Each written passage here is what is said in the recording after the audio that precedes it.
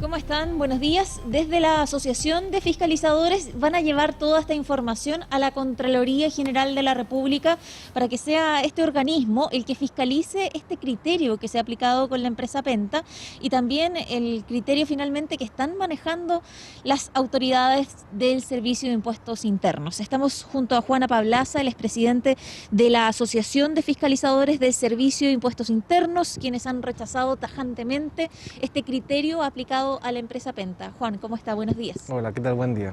Juan, ustedes dicen que no se trata simplemente de una mera interpretación de la norma, sino que aquí hay un actuar que rechazan por parte de las autoridades del servicio. ¿Qué es exactamente lo que ustedes rechazan de toda esta situación que han observado y que entiendo se enteraron a través de este reportaje de CIPER? Bueno, primero, está muy alejado a la norma y es totalmente contraria a la circular número 53 de este año, que firmó el propio director nacional, Fernando Barraza, el actuar que tuvo el director regional de Grandes Contribuyentes, el señor Harry Baceta. Toda vez que la norma dice muy claro que no van a ser aceptados como gastos necesarios todos los actos que tengan culpa leve o culpa grave. Esto significa que haya negligencia en el actuar. Aquí no estamos hablando de negligencia en el actuar de estas personas, ¿cierto?, y de la empresa Penta. Aquí lo que declaró el tribunal es que hay delito, hay dolo, que es un estándar superior incluso a la culpa. Por tanto, con mayor razón, esos gastos deben ser rechazados. Esta interpretación que se dio, a nuestro parecer, antojadiza, no guarda ninguna relación con las normas y lo que dijo ayer el director en el Congreso tampoco se apega a la norma.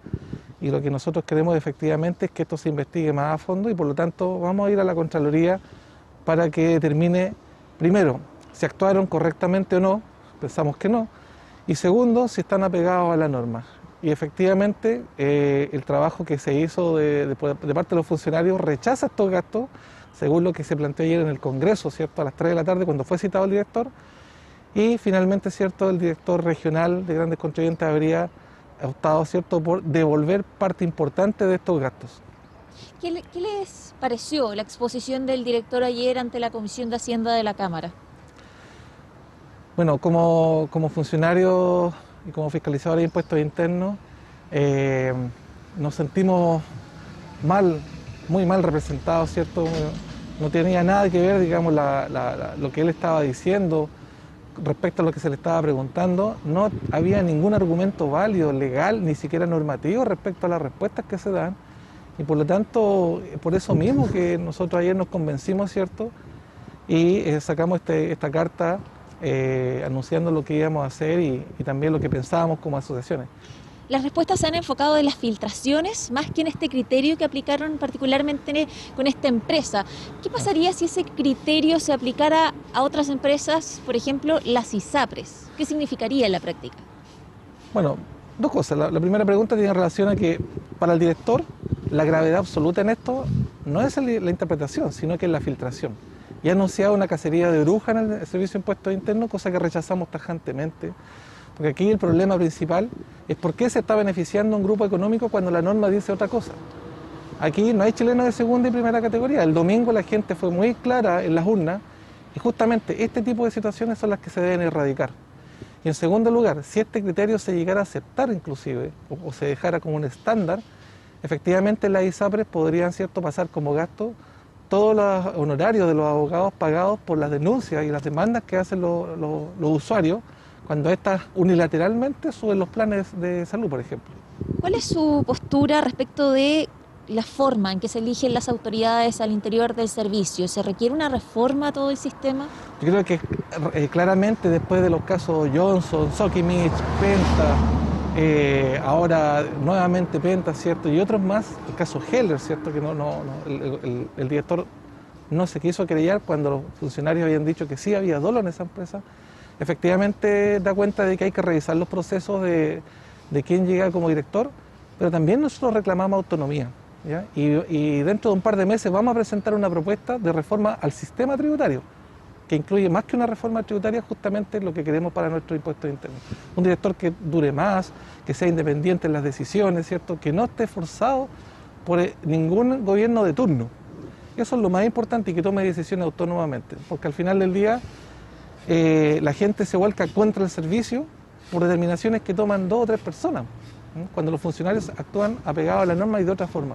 Juan, por último quisiera preguntarle a propósito, por ejemplo, del bono de clase media, en donde se han anunciado sanciones importantes a las personas que lo obtuvieron regularmente. Ayer se supo que más de 1.300 carabineros, entre otros funcionarios públicos, recibieron el bono de clase media y van a enfrentar sanciones. ¿Qué les parece a ustedes todo este tema en medio precisamente de la discusión, por ejemplo, de lo que está pasando con estos perdonazos a grandes empresas? O sea, ahí usted ve por qué la gente, aproximadamente casi el 80% de la población, decidió hacer una constitución nueva. O sea, esa es la respuesta clara a todas estas injusticias que se suceden. Yo le diría a la ministra Saldívar que tenga bastante cuidado con sus declaraciones, porque ella ayer dijo en un medio, y lo ha dicho en varios medios, que los funcionarios públicos no tenían derecho a este bono. La ley no dejó afuera ni a los privados ni a los públicos. Es más, más de 60.000, o sea, alrededor de 60.000 funcionarios públicos pudieron pedir este bono, ¿ya? Y están cuestionados prácticamente el 50%. Pero la ministra Saldívar tiene que saber que también los funcionarios públicos, por ejemplo, dejaron de ganar parte de sus remuneraciones y que eso en algunas partes, los que menos ganan, fueron afectados, ¿ya? Ella como ministra del Trabajo lo debe saber de sobremanera, si no, no se la habría aceptado a los otros 30.000 trabajadores públicos el bono de la clase media.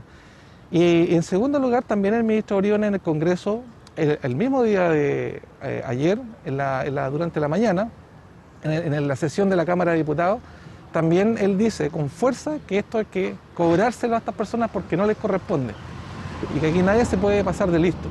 Entonces le pediría al ministro, ¿cierto?, de Hacienda, que con la misma fuerza que él emplaza, ¿cierto?, a estas personas que no tienen estos abogados que se puedan defender, que también con la misma energía condene lo que ha pasado acá respecto al caso Penta. La diferencia, ¿cierto?, es que estas personas tienen millones de dólares para defenderse con los mejores abogados de Chile. Bien, Juana Pablaza, presidente de la Asociación de Fiscalizadores del Servicio de Impuestos Internos, muchas gracias por la entrevista y por el tiempo. Y nos quedamos pendientes finalmente del pronunciamiento que tendrá Contraloría a propósito de todos estos antecedentes que van a ser enviados por los funcionarios para que finalmente sea Contraloría la que también fiscalice, determine si esta actuación que han tenido las autoridades del servicio está apegada a la norma.